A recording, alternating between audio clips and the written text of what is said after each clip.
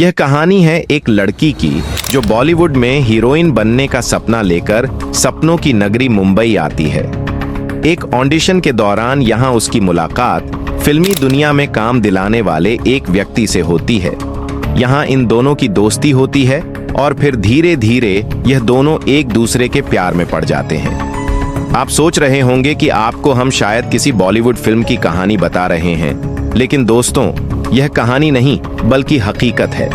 यह कहानी है टीवी एग्जीक्यूटिव नीरज ग्रोवर के मर्डर की। 2008 में हुए इस घटना ने जबरदस्त तहलका मचाया था। इससे भी ज्यादा हंगामा तो तब हुआ जब इस पूरे मामले पर कोर्ट का फैसला आया। आखिर पूरी कहानी क्या है और इस मामले में कोर्ट का क्या फैसला था, तो चलिए जानते हैं सब कुछ इस वीडियो में आगे। लेकिन उससे पहले आपसे रिक्वेस्ट है कि अगर आपने अब तक इस चैनल को सब्सक्राइब नहीं किया है तो जल्दी से चैनल को सब्सक्राइब कर लीजिए और हमारी लेटेस्ट अधिक जानकारी के लिए बेल आइकॉन दबाएं। चलिए अब वीडियो में आगे बढ़ते हैं और लव ट्रायंगल की एक ऐसी कहानी आपको सुनाते हैं जिसे सुनकर आपके पैरों तले जमीन खिसक जाएगी और शायद आप देश की न्याय व्यवस्था के बारे में सोचने पर मजबूर हो जाएंगे। नीरज ग्रोवर का जन्म 23 फरवरी 1982 को उत्तर प्रदेश के मैनपुरी जिले के किचन में हुआ था। इन्होंने मास कम्युनिकेशन की डिग्री हासिल की थी। बाद में यह मुंबई के सिनर्जी एडलैब्स नाम की एक प्रोडक्शन हाउस में बतौर टेलीविजन एग्जीक्यूटिव काम करने लगे थे। इस कंपनी के साथ काम करते हुए इन्होंने मशहूर टेलीविजन शो क्या आप 5वीं पास से तेज हैं के लिए भी काम किया था। यह वही शो था जिसे बॉलीवुड के बादशाह शाहरुख खान होस्ट करते थे। इस शो के लिए शानदार काम करने की वजह से नीरज ग्रोवर को एक और अपकमिंग टेलीविजन सीरियल की जिम्मेदारी मिल गई थी। इसी सिलसिले में नीरज ग्रोवर सीरियल की एक्ट्रेस के ऑडिशन से जुड़े काम भी देख रहे थे। इस शो के लिए दर्जनों लड़कियां ऑडिशन देने आई थीं। उनमें एक लड़की मारिया मोनिका सुसायराज भी थी।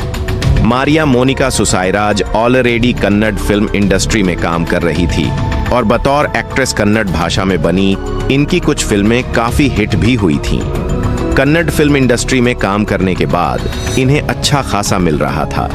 फिर भी वहां जब इन्हें कामयाबी मिलने लगी तो इन्होंने अब वहां से निकलकर बॉलीवुड में अपना करियर बनाने का फैसला किया। इसी सपने के साथ वह मुंबई आ गईं।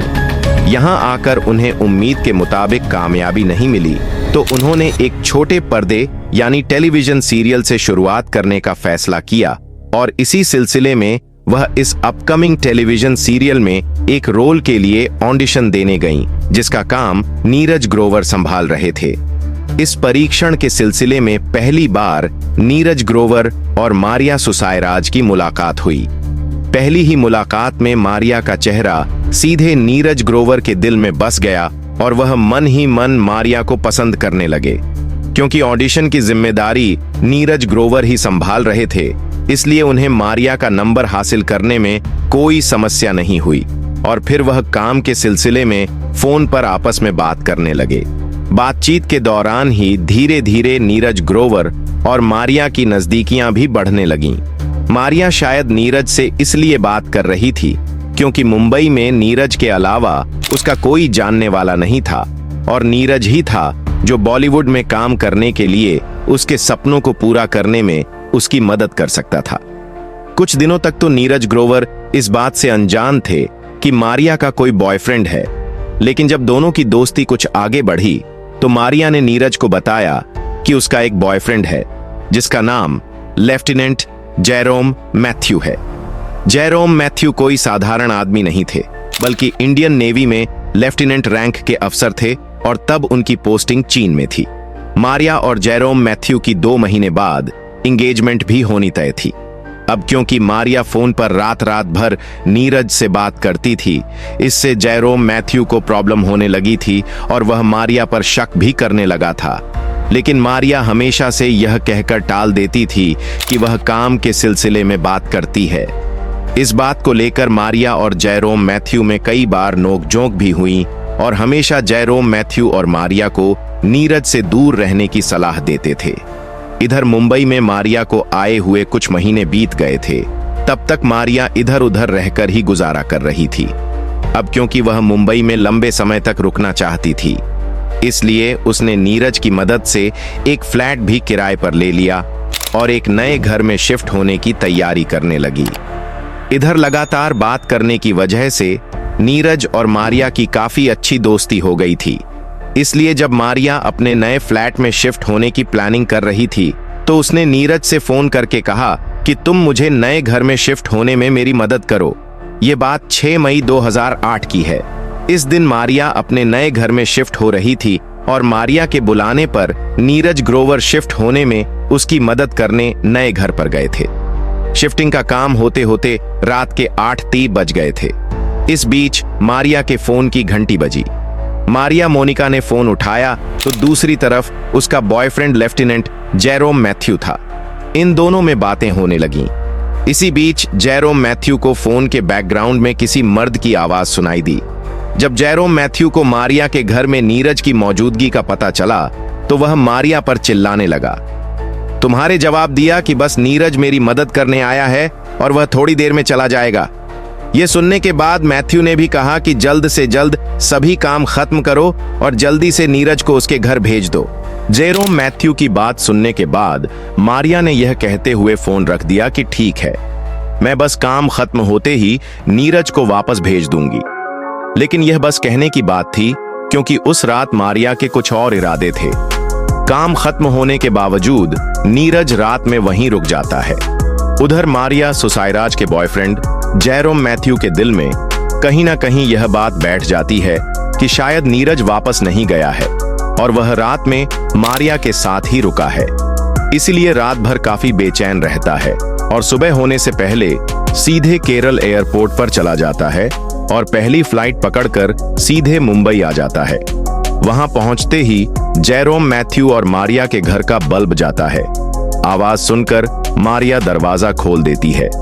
दरवाजा खोलते ही मारिया के पैरों तले जमीन खिसक जाती है, क्योंकि उसे जरा भी अंदेशा नहीं था कि इतनी सुबह सुबह मैथ्यू यहां पहुंच जाएगा।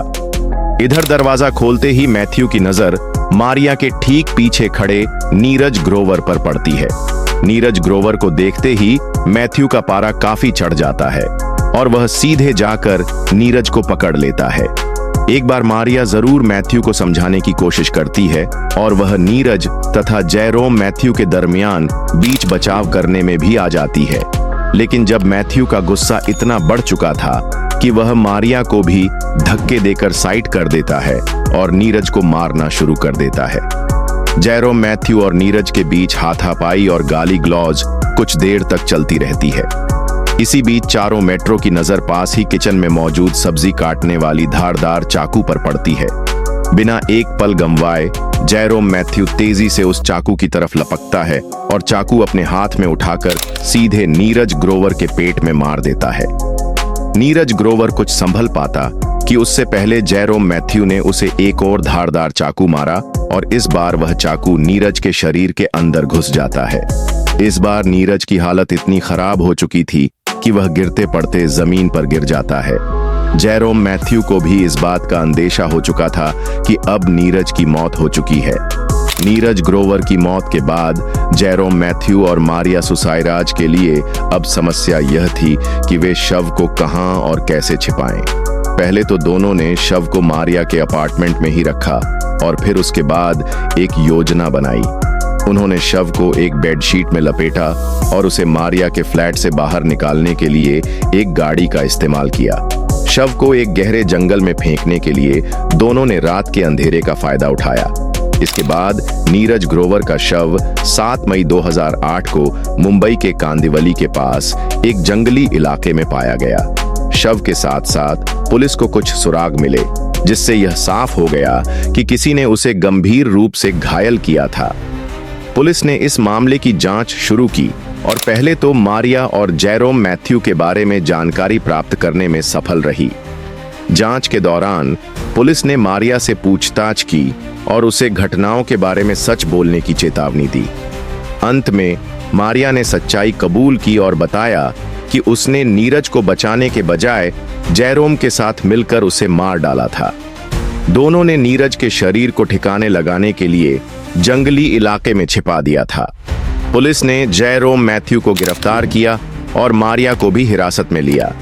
इस केस में कई चौंकाने वाले पहलू थे, क्योंकि एक तरफ मारिया ने नीरज से दोस्ती की थी और दूसरी तरफ जेरोम मैथ्यू ने उसे अपनी पत्नी के रूप में स्वीकार करने के बाद उसे धोखा दिया था।